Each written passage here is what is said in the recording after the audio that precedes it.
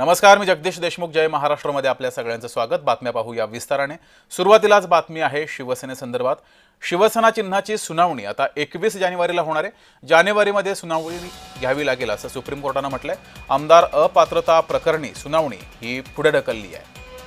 तर गेल्या 3 वर्षांपासून ही सुनावणी सुरू आहे. आता पुन्हा एकदा तारीख दिलेली आहे. 21 जानेवारीला शिवसेना चिन्हाची सुनावणी ही पार पडेल. तर आमदार अपात्रता प्रकरणाची सुनावणी ही पुढे ढकलण्यात आली आहे.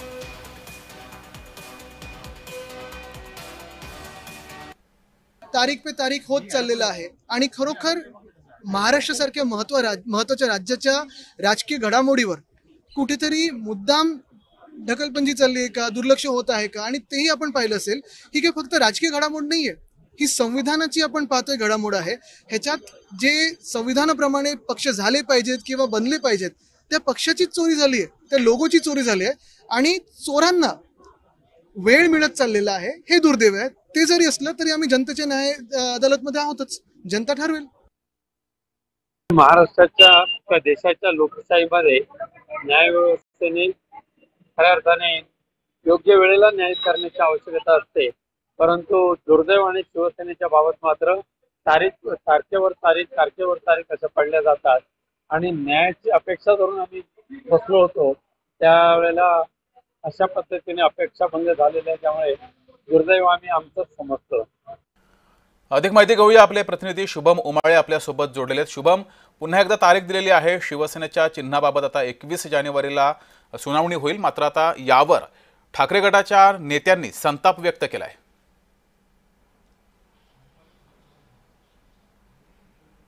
जगदीश, सुप्रीम कोर्टामध्ये खरं तर पक्ष आणि चिन्हाबाबत राष्ट्रवादी आणि शिवसेनेची सुनावणी होणं अपेक्षित होतं, पण मात्र आता पुन्हा एकदा पुढची तारीख दिलेली आहे आणि पुढची तारीख म्हणजे ही थेट जानेवारी महिन्यातली दिलेली आहे, नवीन वर्षातली दिली आहे आणि साधारणतः याला 2.5 महिन्यांपेक्षा जास्तचा कालावधी जो आहे तो जास्तचा या ठिकाणी देण्यात आलेला आहे. आणि त्यामुळे कुठेतरी शिवसेनेचे उद्धव बाळासाहेब ठाकरे गटाचे जे सर्व खासदार आहेत आणि स्वतः आदित्य ठाकरे आहेत यांनी कुठेतरी खंत व्यक्त केलेली आहे. आदित्य ठाकरे यांनी थेट एक फिल्मी डायलॉग तारीख पे तारीख याची आठवण थेट माध्यमांशी बोलताना करून दिली आणि त्याचमुळे कुठेतरी किती प्रमाणात त्यांची नाराजी आहे किंवा त्यांना खंत आहे याचा थेट पुरावा हा समोर आलेला आहे.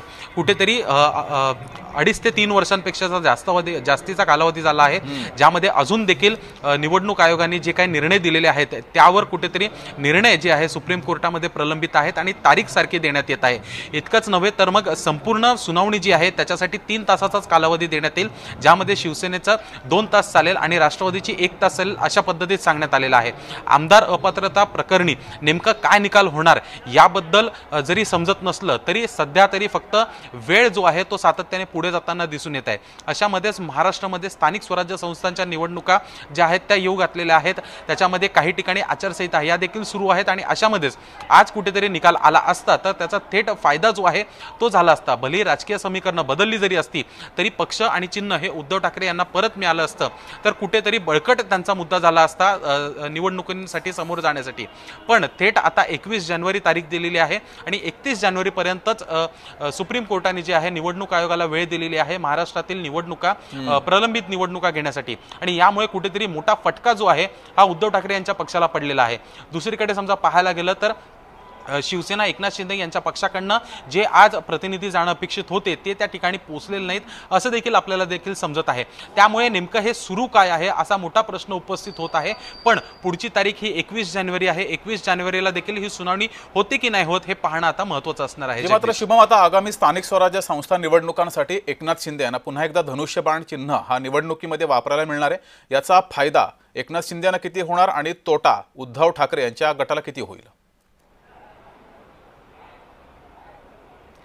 अर्थातच बघायला गेलं तर शिवसेनेमध्ये फूट पडल्यानंतर दोन्ही पक्षाचे आता स्वतंत्र निवडणुकीसाठीचे चिन्ह जे आहेत ते ठरलेले आहेत. उद्धव ठाकरे यांच्याकडे मशाल आहे आणि एकनाथ शिंदे यांच्याकडे शिवसेनेची अनेक वर्षांची परंपरा असलेलं धनुष्यबाण हे चिन्ह आहे. त्यामुळे दोन्ही पक्षांनी लोकसभा निवडणुका असतील किंवा विधानसभा निवडणुका असतील आणि इतर ज्या छोट्या निवडणुका आहेत त्या या मी सांगितलेल्या चिन्हांवर जे आहेत त्या लढलेल्या आहेत आणि त्यामध्ये त्यांना यश आणि पराभव हे दोन्ही जे आहे ते मिळालेलं आहे.